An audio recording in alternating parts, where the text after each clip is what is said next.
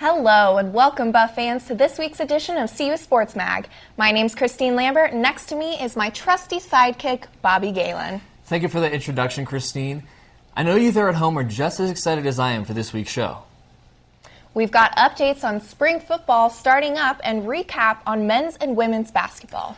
Plus, we'll tell you all about the upcoming championships for skiing, track and field, and along with the lacrosse team making it into the top 10. So let's get started. Let's start off with men's basketball. The Colorado Buffaloes faced off against the Utah Utes last night at Coors Event Center, but didn't end up in the Buffs' favor.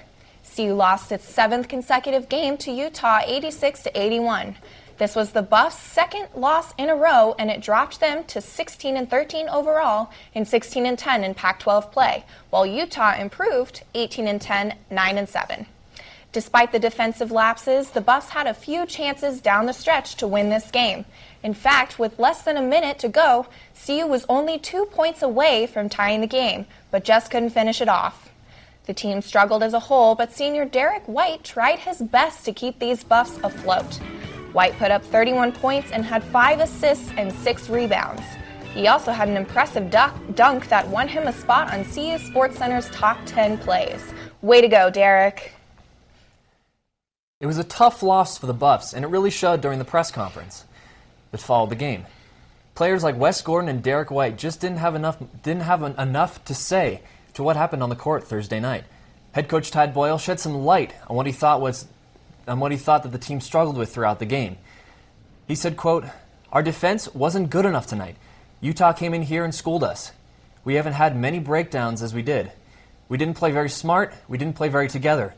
In the first half, our defense got selfish and took bad shots. That caused some problems for us. I thought in the second half, our offense was much better, but our defense wasn't good enough." The Buffs play again at home next Thursday. Despite the disappointing loss for the Buffs, there was some star power in the house at the Coors Event Center. Former CU standout and current NBA player Spencer Dinwiddie made the return to Boulder. He was spotted sitting courtside for the affair with the Utes. During his 3-year career from 2011 to 2013, Dinwiddie averaged 13 points and 3 assists per game. He also brought leadership that this year's bunch clearly lacks. The fan favorite recently signed a 3-year, $3 million deal with the Brooklyn Nets. With only 2 games left in the Buffalo's regular season, the team is really going to have to step up their game and have some strong momentum heading into the Pac-12 tournament. Here at Sports Mag, we have come up with 3 keys to their success against Stanford next week. Number 1, playing smart. This may seem like the obvious thing, but the Buffs are making critical mistakes against Utah that really cost them the game. They need to make smarter decisions on defense in respect to fouls and need to try not to force shots that aren't there. And number 2, shooting. Like Boyle said in his press conference Thursday night, the Buffs really struggled sharing the ball in the first half of this game. Selfishness came into play and set the Buffs back. The Buffs only led for 22 seconds the entire game. That, of course, needs to change, especially when playing a team like Stanford. And finally, number 3, consistency. The Buffs need to have consistent energy and effort for the full 40 minutes of the basketball game. This has been an issue all season and has created some frustration throughout the locker room. If the Buffs follow these 3 steps, us here at Sports Mag think that there might be a win in their future at the Coors Event Center next week. Next weekend, the Coors Event Center will be holding a different kind of competition, the inaugural Diaper Derby. Babies entering the race must be under the age of 11 months, and they must be crawlers. No walkers allowed. The race will begin at one baseline and end at the half court. Winners receive a 2017-2018 membership to Chip's Kids Club, a baby bib, and a plush buffalo. There's a limit of 12 babies for the race, so enter soon by emailing Henry Oliver at henry.oliver@colorado.edu. The women's basketball team played Oregon on Sunday for their final regular season home game this year and came out with a win. A few of the players had extra motivation for this game because it was senior day. Players Zoe Beard-Fales, Lauren Huggins, Bree Watts, and Haley Smith were honored in their final year here at CU. Smith scored her 1,000th career point during the game and scored 23 points total. This helped the team end with 76 points over Oregon's 66 points. Smith didn't do it alone, though. Other standouts included Alexis Robinson with 14 points and Mackenzie Ellis and Kennedy Leonard each putting 13 points on the board. The team now has an overall record of 15-12 and a Pac-12 record of 5-11. Coach Payton's season can certainly go into the win column. For the first time since the 2013-2014 season, the women's basketball team will finish a winning record, no matter what happens in the Pacific Northwest this weekend. Though the 5 wins and 11 losses in the Pac-12 this year still left something to be desired. It is a large improvement on last year's conference performance. Last season, the team only won 2 games. The Buffs close out the regular season in Washington with last night's game against the Huskies and tomorrow afternoon's game against Washington State. After that, it's the Pac-12 tournament and a possible trip to the WNIT. Once this season ends, Payne will begin focusing on next year and keeping the momentum that has kept her team going. The CU women's basketball team has begun the signing process for next year's recruits. The most recent signee is Annika Jank, a high school senior from Edina, Minnesota. She stands at 6'2" and is currently averaging 18 points per game. Jank has already received a number of awards, including being named an ESPN 3-star recruit, an all-star athlete, and she's been nominated for Minnesota's Miss Basketball Award. In a recent interview, Jank said she chose Colorado because of the family atmosphere. She also said she loves the coaches and the team. While we're on the subject of women's basketball, we have a trivia question specifically about that CU team. We really want to know to see who is the ultimate CU women's basketball fan. So just use your brain power for this one. The women's basketball team had a crowd of nearly 4,000 people for Senior Day against Oregon. So our trivia question of the week is, when was the last time women's basketball had a home crowd as large as the Oregon game? We will be back with that answer to that trivia question at the end of the show. So stay tuned. Coming up after the break, we have a few updates about something you haven't been hearing much about lately because they aren't in season. It's the CU football team. We also have an exclusive interview with a Buff coming up, along with updates on how the ski team has been doing since we saw you last.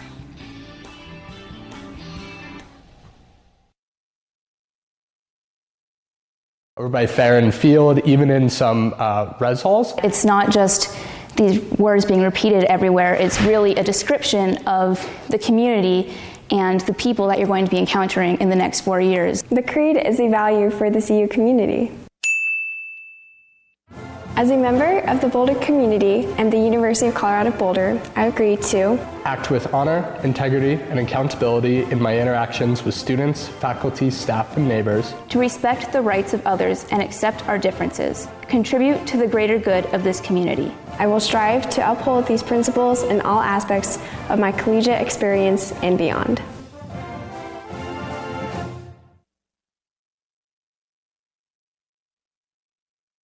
Football team's impressive season still fresh in our minds. Our Buffs are already doing the best that they can to continue the success of last year.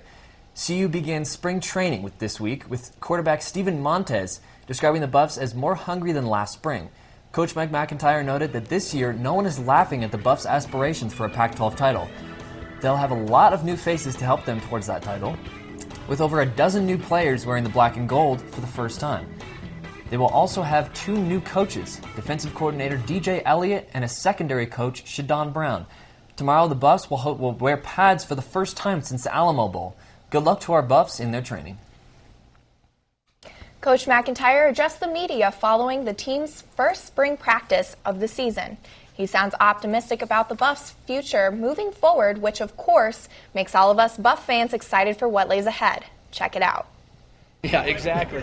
Bill Parcells used to always say, like when you win a championship, and he would always say, you don't go back and start where you left off. You go back and start from the bottom again.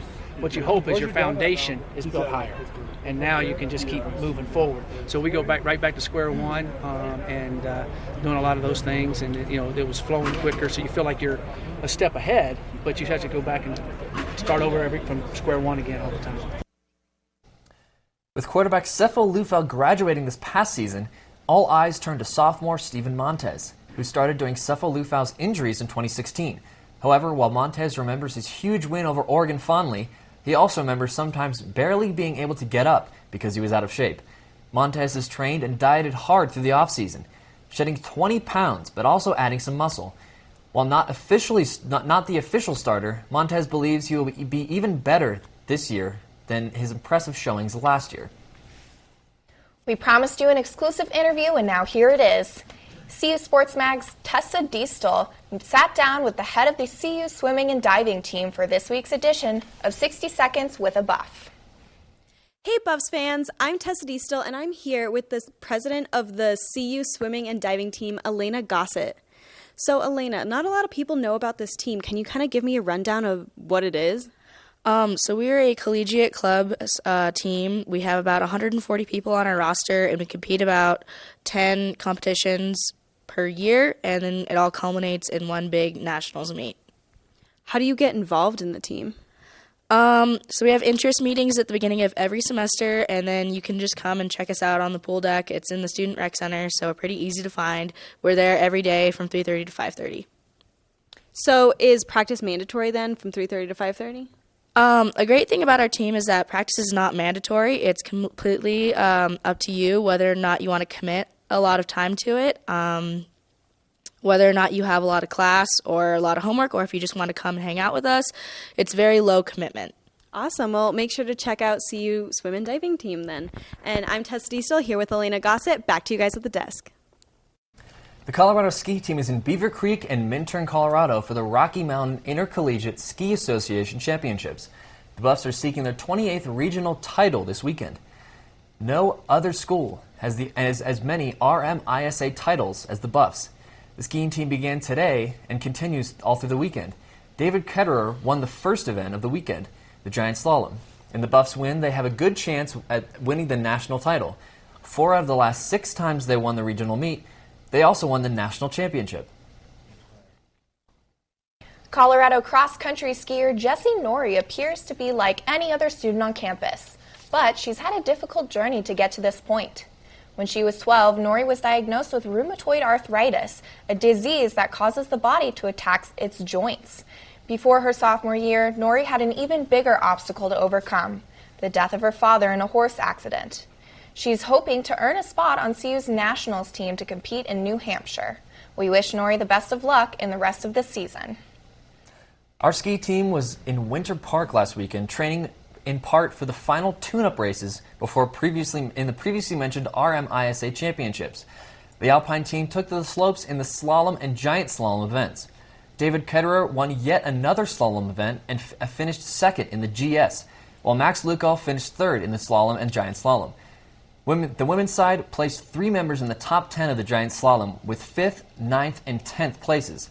Those results bode well for the team's chances this weekend. We have to take another little break now, but don't go away. Coming up, we have the most prestigious award an athlete at the University of Colorado can possibly receive, CU Sports Mag's Athletes of the Week. Also, a few updates on the track and field team, as well as women's lacrosse.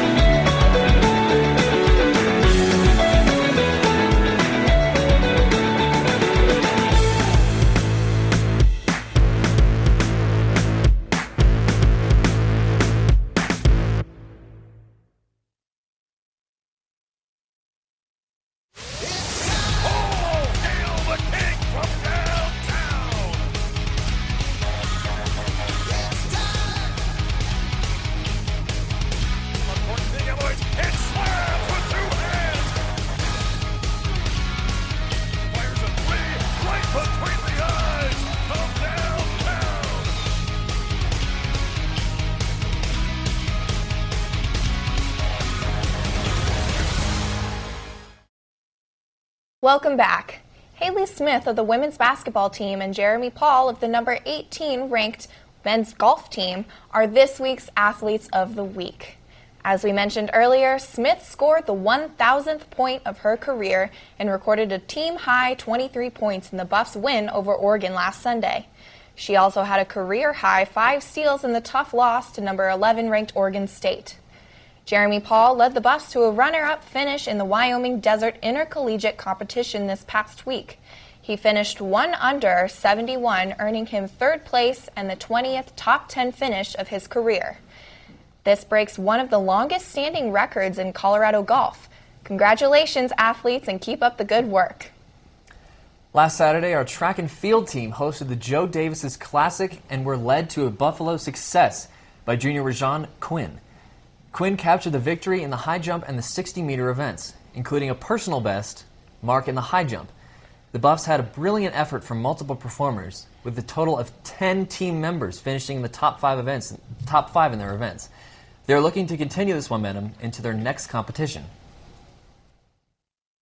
The CU track and field team is preparing for the MPSF Indoor Championships this today and tomorrow. At the University of Washington, Colorado has some of the top distance runners in the nation competing in the championships this year. Some standout names include seniors Ben Sarl and Joe Klecker, sophomore Danny Jones and freshman Aaron Clark. Sarl and Jones are ranked first in the conference in their events, and the rest of the track and field squad is bound to impress this weekend. The Colorado women's lacrosse team is on fire for their beginning of the season. They just won their last game with a final score of 22-3. The game was against number 14 ranked Stetson. This brought the team to a 3-game streak to open their season. A big factor in this win was the fact that the team recorded 6 goals within their first 5 minutes. Talk about a good start. The defense was so good that the senior goalie Paige Sokenson only faced 2 shots in the first half. With the team playing this week, I need to make sure that they reserve a spot on the bleacher for this one for the rest of the season. Keep it up, Buffs. The team continues to garner awards as Darby Kiernan is added to the list by earning the Women's Lacrosse Player of the Week. She is the first Buffalo to earn this honor for the team. Kiernan was selected for this honor after she helped the Buffs win their second game by totaling 8 points with 5 goals and 3 assists. In their most recent game, Kiernan recorded 19 draw controls. Only 2 others in the NCAA history have ever had 19 or more draw controls in a single game. She has most certainly earned this award. Congratulations, Darby. With the 3-game streak that the Buffaloes had started in their season, they have cracked the top 10 of the Cascade Inside Lacrosse Media Poll. They've also been ranked in the poll and are now receiving much more national attention. Previously, they had been ranked number 14 before their game against UMass. With both of these big wins, the team is ranked 13th with the IWLCA Division I Coaches Poll for the first time in program history. They have the potential to climb even higher after their game against UC Davis on Sunday. Good luck, Buffs. Yesterday, Danny Sanchez, the women's soccer coach, announced the team's schedule for this spring. The Buffs play 5 games in total, with 4 taking place here in Boulder. The first game is Sunday, March 19th at Air Force. But the home opener isn't until Sunday, April 9th at Folsom against Northern Colorado. The following 3 games all begin at noon at Prentup Field. CU began spring training on Tuesday in preparation for these spring matches. Now we're going to switch it up a little bit and tell you about a CU team that doesn't get very much recognition, the Spirit Squad. We have one of our Sports Mag's reporters, Jess Rainey, in the studio for Buff Banner, and she also happens to be a former member of this team. Take it away, Jess. Hi guys, I'm Jess Rainey with CU Sports Mag. Today I'm going to give you guys an update on the CU Spirit Squad since their end of the year sports banquet is right around the corner. The CU Spirit Squad consists of 4 major teams, 2 of which are cheer teams, both all-girl and co-ed. The other 2 teams are the CU Dance Team and the Mascots, which we refer to as the Chips. All 4 teams are put together by the Spirit Squad coordinator, Lindsay Edwards. The 2 cheer teams have a huge responsibility for keeping the school pepped at all types of games, including football, basketball, and volleyball. On top of cheering on all of these teams, CU Cheer has practices 6 times a week that range anywhere from 2 to 4 hours to prepare for nationals. These 2 teams also make many appearances to places around Boulder and local towns near Denver to fundraise for their nationals trip. Over the summer, the 2 teams take a 20-hour bus ride up to Wisconsin Dells for a 4-day cheer camp in the summer heat and humidity. Not only do they learn new skills while at this camp, but they bond a lot with their teammates. Just like any sports team, lots of injuries are bound to happen. Throughout the season this year, Hannah Bassani on the all-girl cheer team came down out of a stunt, sprained her ankle really bad, and was supposed to be on crutches for 4 weeks. However, since Nationals were in 5 days, she pushed through the pain and still competed at Nationals in December. Both cheer teams took a trip down to Disney World Orlando to compete their routines at Nationals. The co-ed team competed day 1 and had a few falls, so sadly they did not get to advance on to day 2 of the competition. However, the all-girl cheer team competed day 1 and hit a perfect routine, allowing them to move on the next day of competition. Day 2 for all-girl, the team hit a nearly perfect routine and ended up placing 10th out of all of the college cheerleading teams from all over the United States. That's it for Buff Banter this week. I'm Jess Rainey. Back to you guys at the desk. Thanks, Jess. Stick with us for one final break, and we will finally give you the answer to that trivia question. We also have some news about a surprise guest appearance at CU's Sports Governance Center Distinguished Lecture Series. We'll be right back. After the break, Rapid Fire's up with me, Allie Monroy. The University of Colorado men's golf team came second on Sunday at the Wyoming Desert Intercollegiate. Number 10 Oregon led the tournament from start to finish with a 26 under par team score of 838. Oregon outdistanced the Buff by 9 shots as CU ended with a score of 847. Oregon was able to create a separation early on in the tournament with 6 quick birdies to go up 9 shots 5 holes into play. Colorado managed to cut that down to 6 at one point. This was Colorado's 8th straight top 5 finish of the season, which set a new school record. Great job, Buffs. CU Sports Governance Center Distinguished Lecture Series had a pair of surprise guest speakers on Tuesday night. Former Russian athlete Yulia Stepanova and her husband Vitaly Stepanova appeared with Travis Tigert, who is the CEO of the U.S. Anti-Doping Agency. Back in 2015, the Stepanovas had a large part in uncovering the vast doping program run by the state of Russia. Their testimony led to roughly 1/3 of Russia's Olympic team being banned from the 2016 Olympics in Rio. It's that time of the show again. CU Sports Mag brings you the hottest segment available, Rapid Fire. Allie Monroy is in studio right now to get everyone ready for a weekend full of CU sports. What's better than that? I'm not sure. Anyway, take it away, Allie. Hey guys, I'm Allie Monroy, and if you couldn't tell, this of course is Rapid Fire. This week I've got a lot of news for you guys, so I hope you're all prepared. Saturday is going to be a busy day for the Buffs, but I know that if you're a true CU fan, you're going to catch it all. Well, at least most of it, so listen up. The tennis team will start off at 11 a.m. on Saturday, playing against UTSA, which, if you didn't know, stands for the University of Texas at San Antonio. But the teams will be facing off in Houston. CU has won 7 of their last 9 matches, so you could say they're kind of on a hot streak. Women's basketball is up next at 2 p.m. against the Washington State Cougars. The game will be held in Pullman, Washington. It is the last game of the regular season before the women's team heads to the Pac-12 tournament in Seattle. So, I'm not kidding. Check CUBuffs.com for live stream details. If you're maybe headed to the mountains on Saturday, you're going to want to check in with the CU ski team. They will be in Beaver Creek competing in the RMISA championships all day. Moving on to Sunday, if you're staying in town this weekend, be sure to head to Kittredge Fields at 12 p.m. to watch the number 9 CU women's lacrosse team take on UC Davis. Well, that's all the time I have for today. I'm Allie Monroy. Back to you guys at the desk. All right, I know it's hard, but try and think all the way back to the beginning of the show when we asked you about our trivia question about the women's basketball team. I hope you spent the last couple of breaks thinking about it. As a reminder, the question was, when was the last time the women's basketball team had a home crowd as large as the Oregon game? And the answer is just about 3 years ago, on March 2nd, 2014. The women's basketball team played USC at Coors Event Center in front of a crowd that rivaled the size of the 4,000-person crowd from the Oregon game on Saturday. Thank you all for tuning in to this week's edition of CU Sports Mag.